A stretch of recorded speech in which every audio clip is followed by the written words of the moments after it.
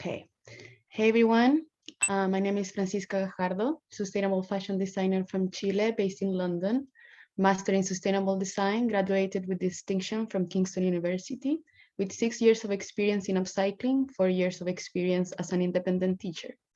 First, I would like to thank you, Fashion Open Studio, for this opportunity and for letting me do this presentation called Upcycling Interconnection, New Ways of Doing Fashion. The objective of this presentation is to open the discussion of the social role of fashion designers in our society. The structure of the presentation will be a brief explanation of what I mean by social fashion, then my personal path through fashion for social change, without realizing what I was doing, and my path through social fashion in my master's degree, where the challenge was to solve social problems. The challenge to solve social problems were more direct. And I will end up opening the discussion for you to share with me your experience and thoughts. So what is social fashion or fashion for social change? And what can fashion designers do about it?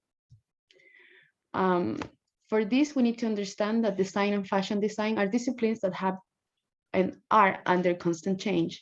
Normally, we see design rooted in the linear economy, evolving these past years to a more circular economy, for example.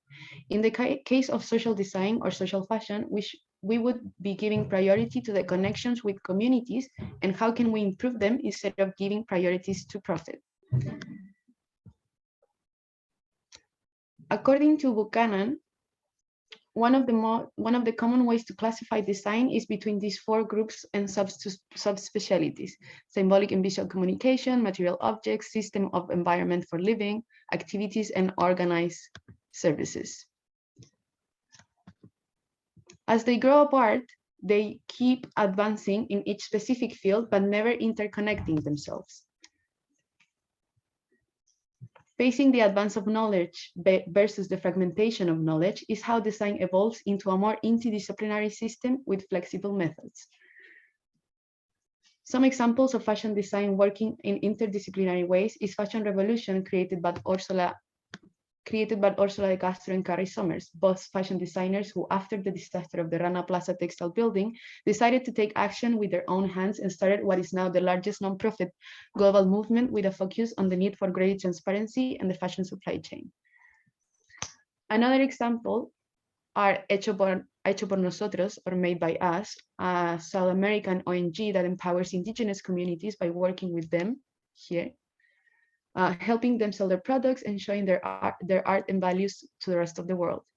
Tommy Hilfiger with his adapted collection for people with physical disabilities. Bethany Williams promotes inclusivity and diversity in her collections by working with people with different types of bodies, races, and backgrounds. And of course, Coco Chanel, that helped women liberate themselves from the corset and break the stereotype of what being feminine meant. What happened now? Give me 1 second. So this is like overall what social fashion or fashion for social change would mean. This is a little bit of my background and what I've been doing without realizing what I was doing. So I'm from Chile, South America, from a small city called Iquique in the north of Chile in the Atacama Desert. Iquique is known for being a port city where most of the imports and exports of the country arrive or are shipped. A big amount of these imports are secondhand clothes bundles coming from first world countries. That is why we have in the north the biggest secondhand market in the country, if not of all South America. That is why I was brought up in this context, learning how to buy these cheap secondhand clothes, how to bargain, how to recognize good quality garments. And I could arrive at 8 a.m. in the morning, and by 3 p.m. I still haven't finished the whole market. This market is called La Quebradilla. These pictures are from a documentary made by Etnocinema that tells the story of La Quebradilla and the community around it. And near the market lays the biggest textile waste landfill of the world. Last year, around 60,000 tons of clothes were thrown at the landfill, polluting the desert, and many of these clothes get burned. Did you know that approximately only 20% of the clothes that people donate to charity shops in the UK actually get sold on the shops. The other 80% gets packed and shipped to countries like mine and end up in landfills near my home, polluting our desert. After seeing all this and knowing all this, I wonder myself, why do we keep making new clothes? Why do we exploit Mother Earth and people for this? Feeling frustrated, sad, and angry, I reach a no turning point. When I finished my BA in fashion design in Santiago, I decided that I didn't want to take part in the behaviors of the soulless and polluting industry. That is why I started recycling all the things that I could find from the quebradilla and showing my processes of design, like showing the before and after, so people could see how creativity and love can inspire change in others. I created my own project called Y.A.N.G, You Are the Next Generation. Quickly, my work started getting known, and I was invited as an emerging designer for a renowned fashion platform. The collection was 70% made of upcycling. And I took the opportunity to start the show with a performance in collaboration with Colectivo Y.A.N.G, which showed the beauty of transforming things that are considered garbage into special, unique creations. My second collection was called Evolution. When society is threatened, the solution is simple. We evolve or we become extinct. Again, with Colectivo Y.A.N.G, we presented the collection in a live performance at Purga store, where we wanted to show and create an impact on people related to what could happen to us as humans if we don't manage to take actions toward climate change. With polluted water, toxic air, and lands, these specimens had to adapt to their new reality or die. At the entry of the performance, you can scan a QR code that will lead you to the collection's catalog, and you could see each live specimen with their outfits, the before of the outfits, the percentage of upcycling, and the environmental impact or life cycle assessments in comparison to what normally takes to do a classic garment. This is what the impact that a normal garment makes. This is the impact that we did by doing upcycling. Even though in those years I managed to make a huge impact on my field and country, and I become a pioneer designer, for me, it didn't make much sense to fight fast fashion by making more clothes. That is why I started doing upcycling workshops, so that the impact of my actions would be bigger, like a drop and its ripple effect. Here's the picture of one of the first workshops I did. I ran in Santiago in 2018, and this is one of the latest workshops I did at London Design Festival.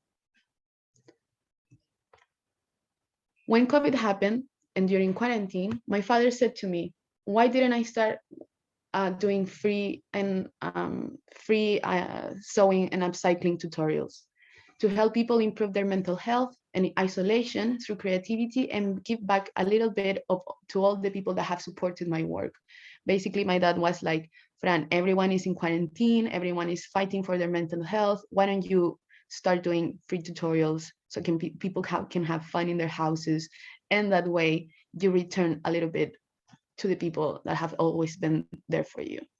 So I did a lot of free tutorials. One of them was in collaboration with Rayburn.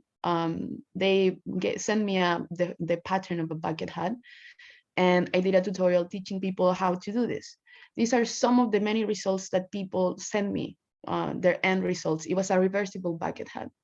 And the most beautiful thing is that I received messages like, Fran, thank you so much for doing this. Thank you for your tutorials. I was able to support myself through quarantine. I was without a job. I was able to sell bucket hats for a living.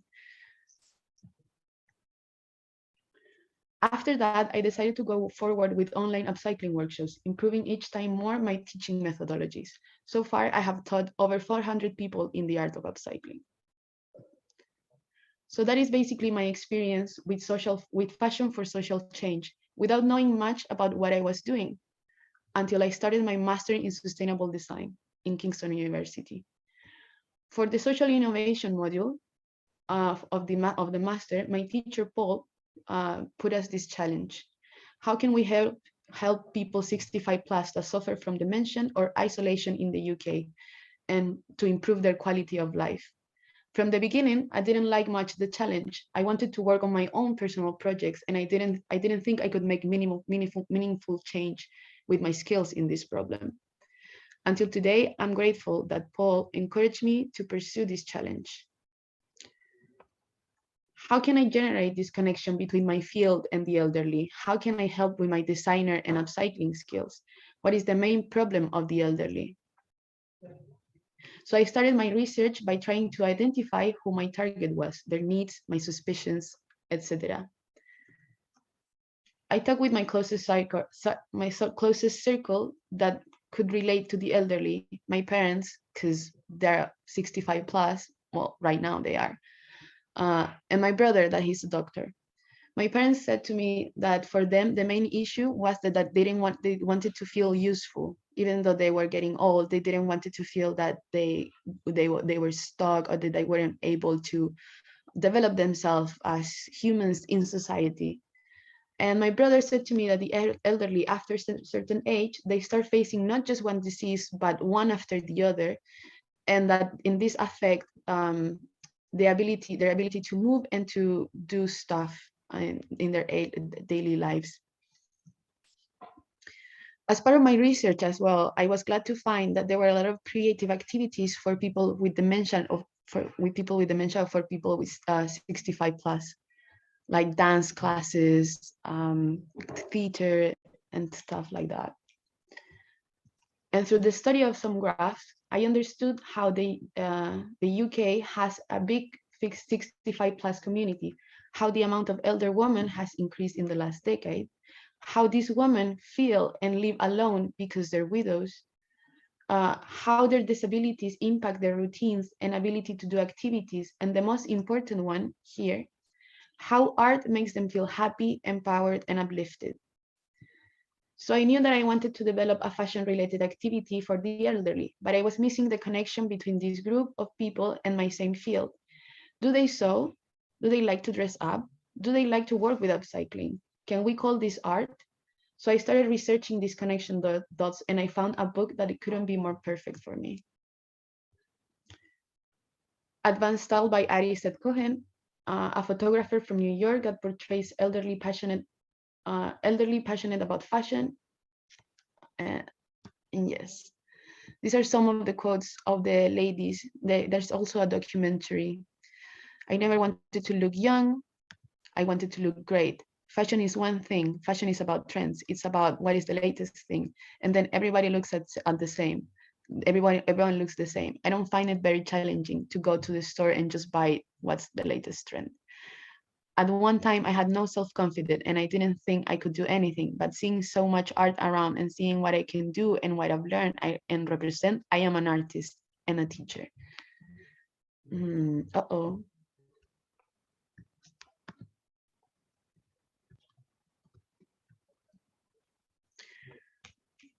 So for me, it was an amazing experience to find this book. I was quite insecure about working with elderly because I have never related with many elderly in my life, and I had a lot of stereotypes in my head.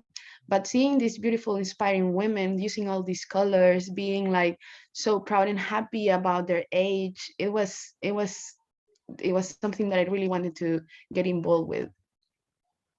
So my keywords: creativity and identity. Now, how can I integrate all these keywords, creativity, identity, activities, fashion, and upcycling, into one project that is coherent and can help me to connect my field with a social innovation field? Most of the elderly and the elderly with dementia are not able to work with sewing machines because of health issues, whether it's problems with their sight or problems with their back or legs. Physically, they're not able to work in the manufacturing process of a garment. In the other side, if someone worked with them, things could get much easier. According to the article, co-designing with people with dementia, integrating the user, the elderly, into the design process changes the perspective and stereotypes of how we approach this person and our discipline. By developing a co-design project, we treat the user not as a subject, but as an active partner that has fun in the process, that is safe from failure because there is no right or wrong answers, and we take them out of their comfort zone as they become the creators. The purpose is to help to change the perception of dementia by showing that people with dementia can offer much to UK society after diagnosis. So basically the challenge was to work with people in isolation or dementia. I was doing research on both, and then I decided, what can I approach better? Whilst the mood and behavior of the person might be profoundly affected, their personhood is not. The individual remains the same, equally valuable person throughout the course of the illness. This introduction of the personhood of the user is the key that I was missing to complete the general idea of my scheme. Interventions to support the person with dementia should honor their personhood and right to be treated as a unique individual. Bad caring from zero respect equals labeling, disempowerment, infantilization, invalidation, and objectivization of the user. Failing to see a person and not showing the respect that properly accords a person, even when a person seems to have lost significant part of what made him a unique individual, core elements of their identity will remain. It's vital that the plan design intervention supported the person with dementia and that paid respect to their personhood and their right to be treated as a unique individual. So through this collaborative design project, the designers and users created a tartan fabric, designing the elderly by themselves, the pattern, and organizing the color. It's important for developing this idea to not to be patronizing. In that way, we will help them to build up their self-esteem, their identity and dignity. This was a really nice project.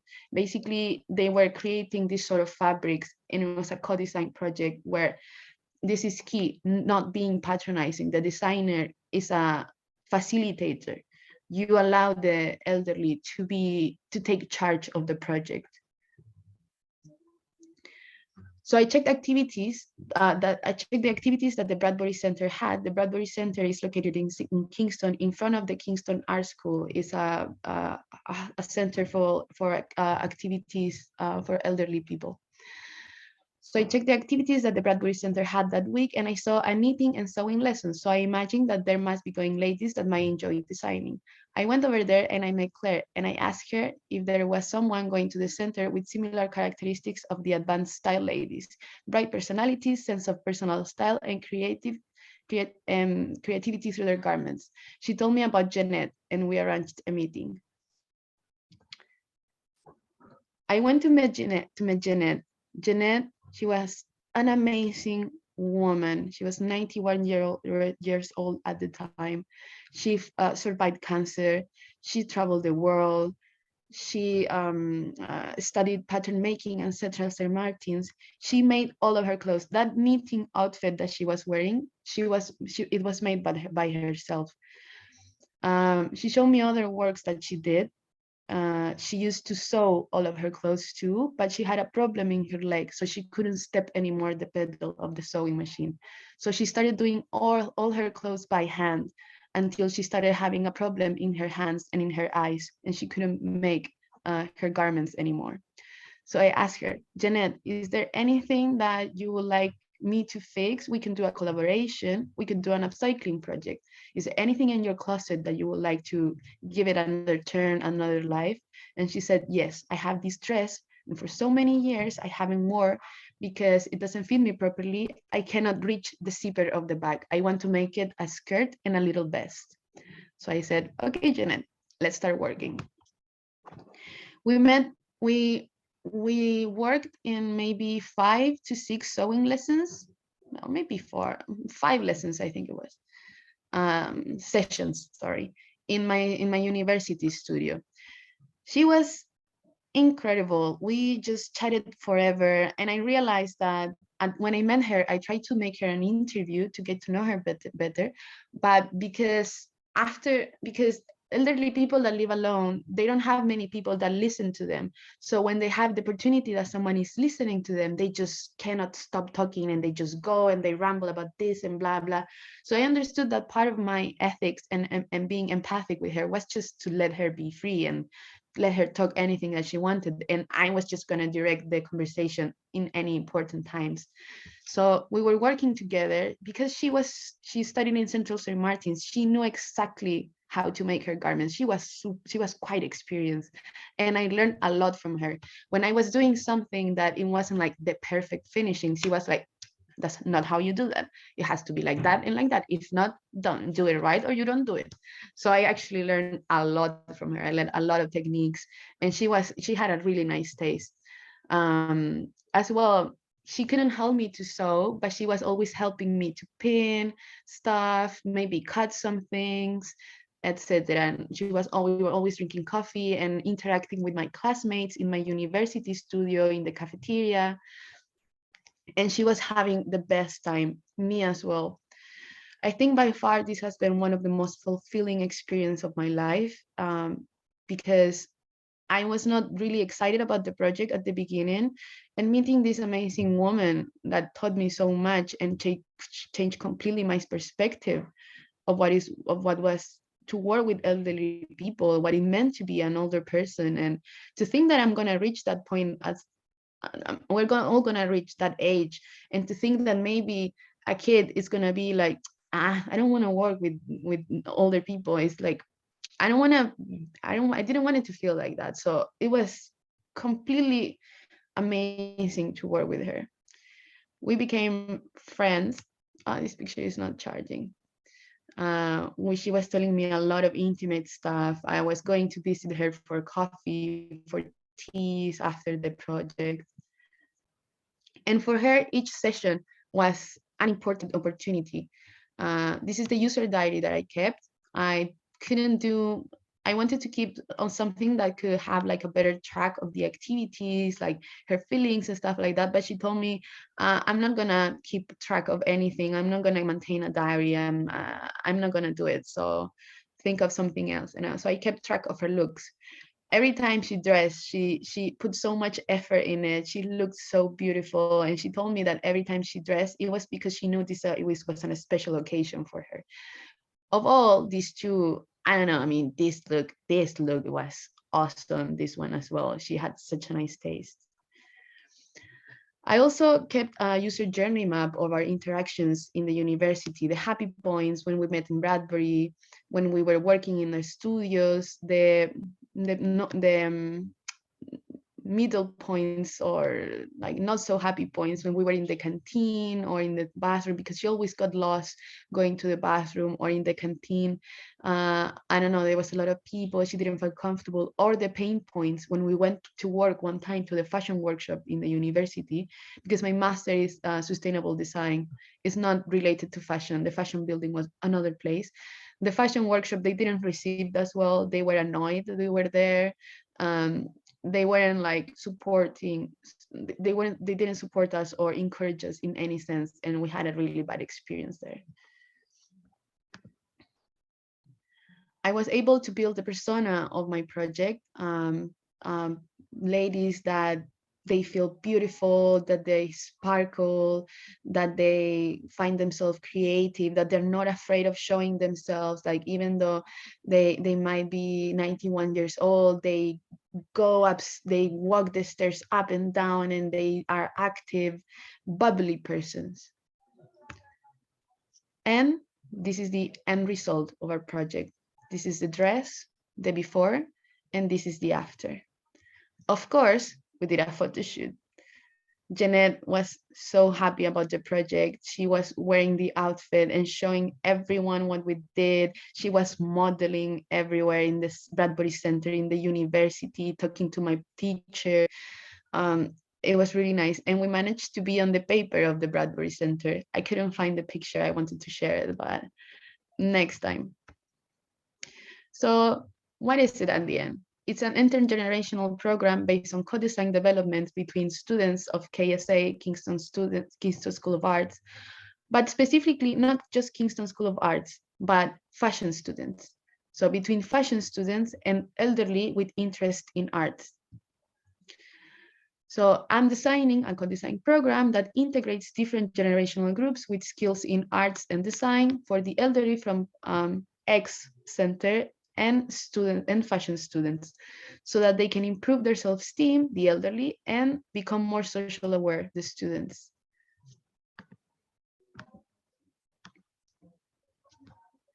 Why is it important to address these issues? To improve lifelong learning for the aging population, and for the fashion industry to generate more social, the fashion industry, because it generates more social problems instead of solving them by standardizing beauty, size, and body, mostly they're targeted to young people. And as well, this is just like as how fashion industry target. But if we talk about how the production of the fashion industry, the marketing, and all of these things, there's a lot of more social impacts or social problems that generates. Still, why is it needed?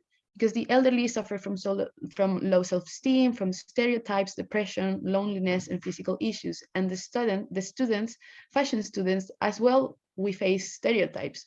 Fashion design is not as well seen as engineering or medicine as contributions for society, As well, we don't have many sustainable practices, and we mainly do meaningless creations, objects that can be sold, that are made from the extraction of natural resources that end up in landfills.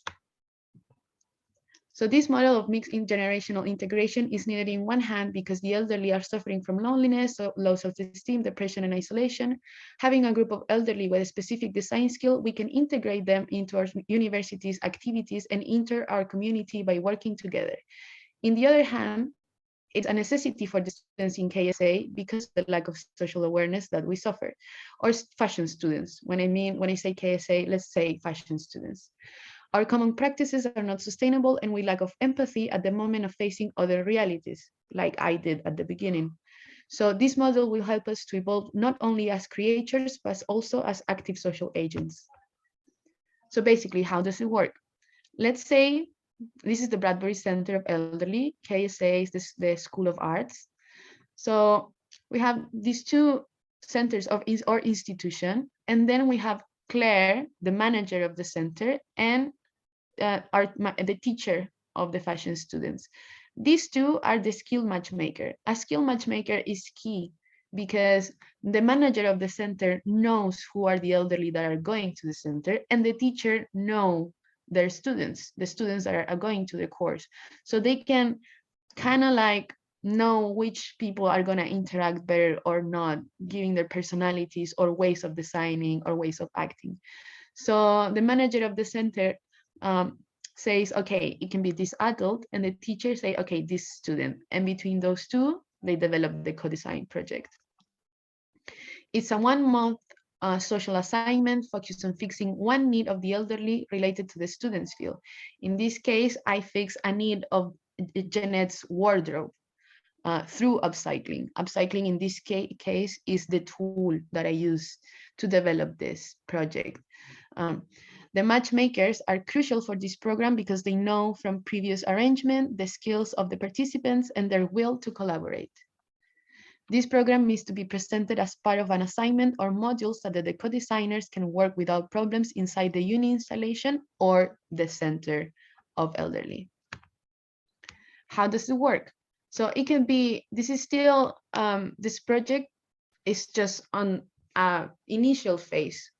So it could be a volunteering program, a task or an assignment, or a subject or a module applied by the hubs of the universities, by the housing centers, or other kind of educational institutions.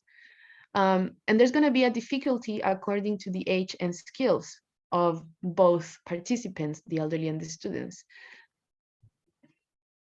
So different dynamics. In the first scenario, if the elderly lacks skills, the student becomes the mentor. The elderly experience this lifelong learning. If the scenario, in the second scenario, if they have similar skills, they both develop a balanced collaborative design project. And in the third scenario, if the elderly is very skilled, the elder becomes the mentor and the student learns from the elderly, like it happened with me and Jeanette. Another dynamics. In the first scenario, if the elderly has a lot of disabilities, the elderly does more design or direction, and the student does more execution. If there's not that much disability, they share easy tasks. And if the elderly doesn't suffer from many disabilities, the elderly is capable of doing more tasks in the project, and the student has less hard work. So basically, the steps. I developed a proper formula and document for how to implement this project in an educational institution that I can show it after the presentation if you want. But basically, the teacher presents the assignment with possible candidates for students. The students meet the candidates, they evaluate their needs, and they develop a co-design collaboration, ideally a month. So what difference will it make? For people 65 plus, they will break the stereotype. They'll have a chance to express themselves creatively. They'll have another skill to be creative. They'll feel useful and recover autonomy, and they will improve their mental health. For the fashion students, they will improve their sewing skills. They will improve their listening and understanding for future clients. They will learn how to be more socially responsible. They will integrate elderly in the fashion industry. They will create more opportunities to elder creatives. They'll be changing the industry from within. They will be innovating, and they'll have better understanding of the targets, their needs, their bodies, their health, their personalities. They'll be better designers, and they will work with empathy. In the professional aspects, the studio will learn how to listen a specific client, their needs, their behaviors. It will be like a market research, but more complex given the reality of the group of people. As a consequence, they will develop innovative skills for solving social problems and become better and more empathic designers.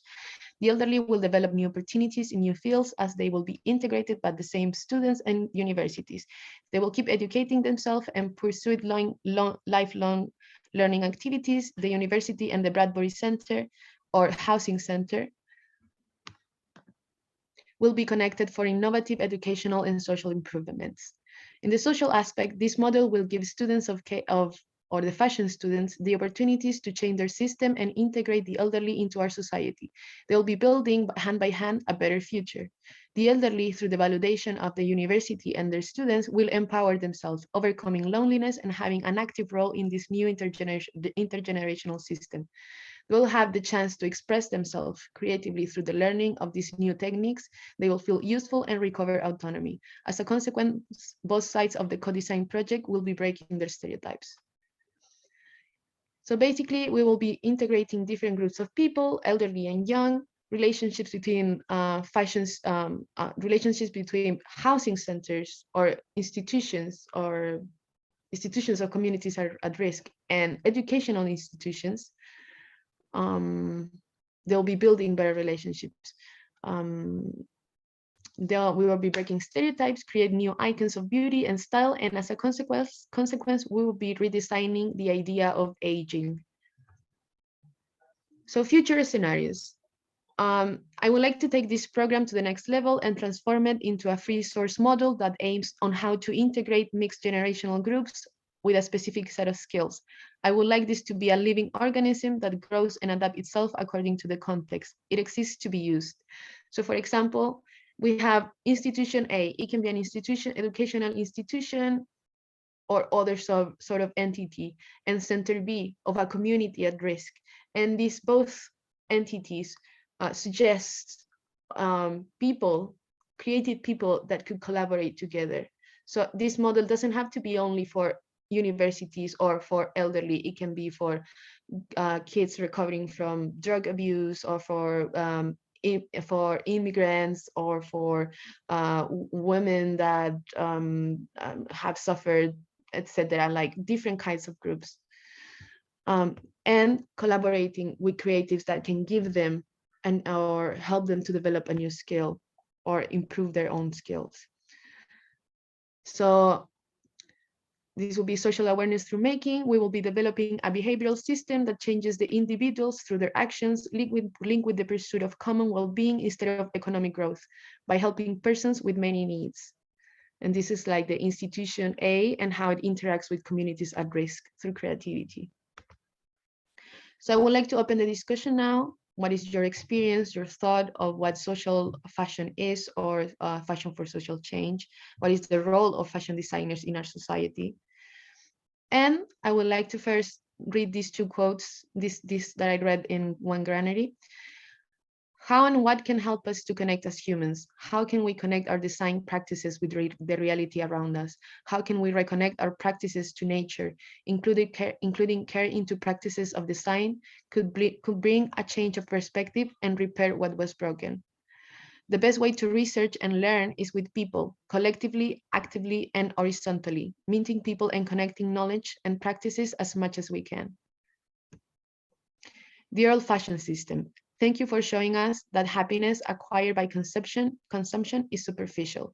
Thank you for showing us that individualism doesn't have the weight in front of collectivity. You leave us in front of a white page and the duty to fill it with our conscience and not our ego. From now on, with certain anxiety, we're taking our responsibility to create in front of this new field of opportunities. I hope that this is an inspiration for us to solve the problems that we face ahead as industry. There's no right book that is saying us how to do it. There's no path written. So we have a blank page, and this blank page is for the one that dare to dream of a better future, the one that dare to prototype, to play with what you think it's a better future, and how can we reach that, and have constant feedback. Try it, get your errors, get your feedback, then try again and again until we start building the new pathways of what our future could be. Thank you.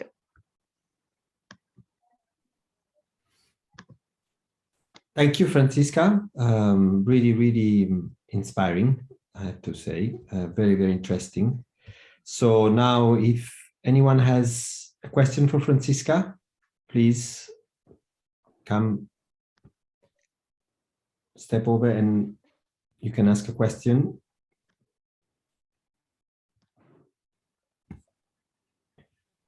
Well, if no one has a question, I have a couple of questions, Francisca. So my first question really is out of curiosity. I'm interested to understand how your community, so in that sense, your university community, so teachers and students around you, have reacted to this project, and if you have seen it advancing potentially and establishing within the curriculum at one point within your university, if there is an interest to bring it forward. Yes, there is an interest from my part to apply it in universities. I haven't talked directly with my university because I wanted to try it with other ones. It would be a logic way to go through my university, and I was thinking of trying to do it this year to see if there's a possibility to apply it. But the reactions of my peers and my teachers, they were all shocked. They were all super inspired. They were all my classmates. They couldn't believe that I was working with this lady in the studio, and they were like, "You're the only one that actually got a person to work with directly." My teacher congratulated me for the same thing, because this is how you call it, like fashion action, like when you not just research and stay on the books, but you actually go outside, test the ground, or interact with people. And I managed to get a real case study that fit perfectly my project. I presented it as well for Active Minds, that they're like a company that works and develop projects and activities for people with dementia, and they as well congratulate me, and they were the ones that encouraged me to try to develop not just this interaction, but the idea.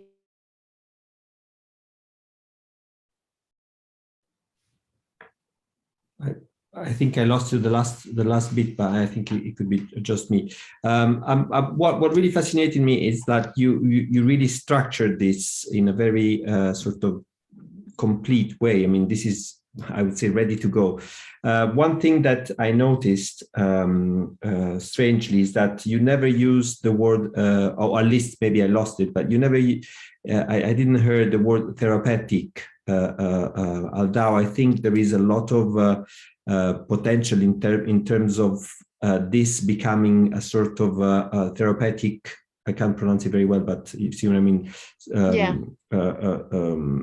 Tool for both for I would say for the students or the designer or the sort of but also obviously for the elderly and people with dementia. And it comes to mind the fact that there is, I'm sure there's more than one, but there is a course at Goldsmith which is art therapy. So I wonder if that kind of came across while you were doing, and if it's something that you are thinking potentially to embedding, because it has a very, very strong potential, I think, in terms of building around that idea.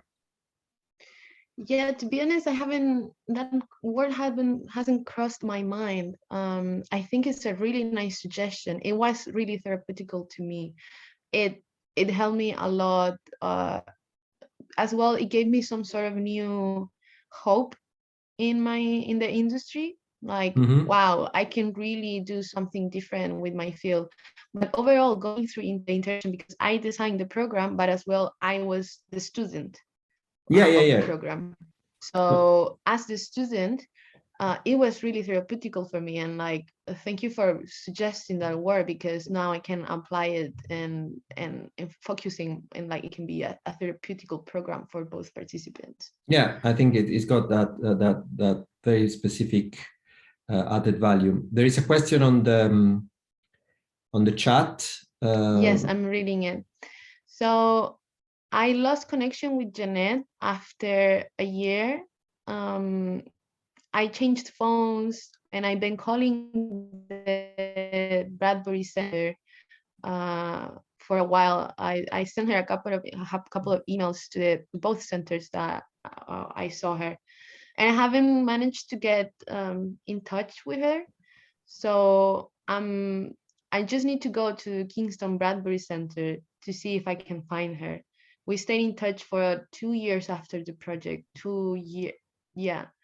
So when this project was concluded? This was in 2019. 2019. So just before. So like a year and a half after that, I lost contact with her. So I am a bit nervous, because she was suffering from a lot of health issues, and I'm just missing to go to the Bradbury Center and see if I can find her. I've called to the Bradbury, they don't know. So I'm just a bit scared of knowing what could be the answer. And that's a situation as well as working with elderly, the reality of the situation, no?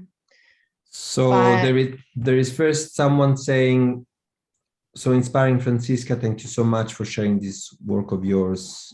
As I get older, I'm thinking more and more about elderly people, and especially my parents, and how can I make their lives better, and by integrating them in my practice or bringing activities with them. Thank you. And then, I'm glad. As well, I was thinking that this project, it cannot just only be like what you're saying. It can be also you can work it with the own elderly of your family. Because of the COVID, I wanted to apply this for Central St. Martin's a few months ago, and I was trying to be careful with the COVID situation, and I was thinking, well, if it's not with a housing center, then maybe the students can work with the elderly of their own families. And how could that would be? How can you apply this system in this context? So to reply, yes, the session is been recorded, and we're going to publish all session from this Open Studio Fashion Revolution week next week on the Fashion Revolution YouTube channel. So if you have subscribed to this event, you will receive, or are you subscriber to the Fashion Open Studio website, you will receive an email alert telling you when all of the events will be uploaded. Can I ask, what are the backgrounds of the people that are in the call? Like, are you fashion designers? Are you related to design in somehow? You can all unmute yourself if you want to. I mean, you're very welcome to use the chat, but you can also unmute and participate. Show me your faces. Yeah. and show your faces.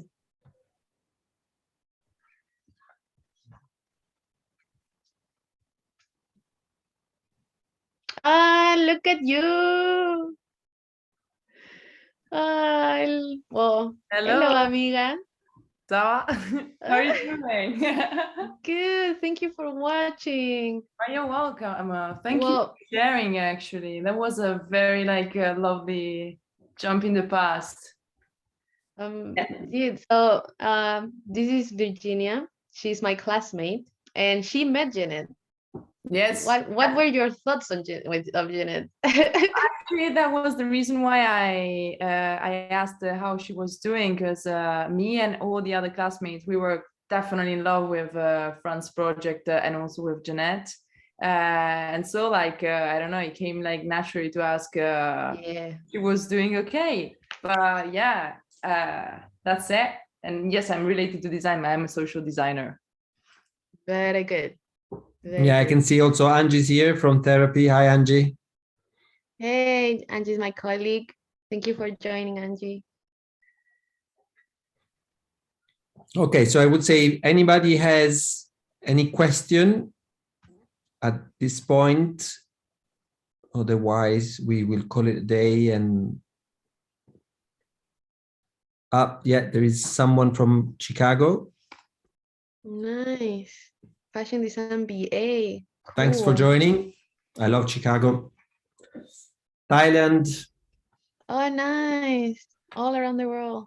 And yes, I do have an Instagram. I'm gonna type it.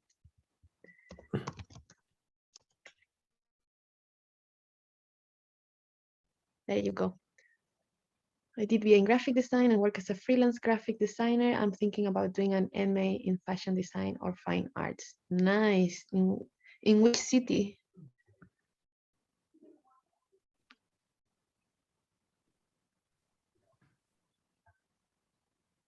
Nice. Ooh, all around. Yeah, cool. I have to say, a lot of people from all around. Really happy about that. Well, thank you so much for joining. It means a lot that you stayed the whole talk, that you subscribed, and hopefully this project could inspire you. The idea is not to say, yeah, this is how you have to act, or now we all have to start working with elderly. It's just to say that when you have a challenge, there's so many ways that you can go around it, and there's so many ways that we can try to solve these challenges that don't have a clear solution. So I hope that this inspires you to start solving like our wicked problems, and yeah, without fear, having fun, enjoying the process. Yeah, it's just, I hope that this works as an inspiration for you and your fields. It was very, very inspiring, Francisca, and thank you. And I can also add, I mean, you mentioned that you have this set it up as a tool already, potentially, and that's shareable, and you're happy to share. So if anybody in this call or anybody that you might know might be interested, maybe it's worth getting in touch with Francisca. And yes, I have the program written down, ready for being started to being applied. If there's anyone that would like to apply this, not even with elderly communities, but if you're working with people with recovering from drugs abuse, or from being from family abuse, or all this kind of stuff, I would really like to start seeing how this system can be adapted, and how can we get the feedback from this. As soon as I set up my webpage, it's going to be online, but there is my email if you want to request for the written down program. Okay, so thank you everyone for coming, and please follow us on Fashion Open Studio and on Fashion Revolution for the next couple of days of Fashion Revolution week. It's been great to finish the day with you. Thank you, Francisca. Thank you, everyone. Have a good evening. Thank you. Bye. Bye-bye.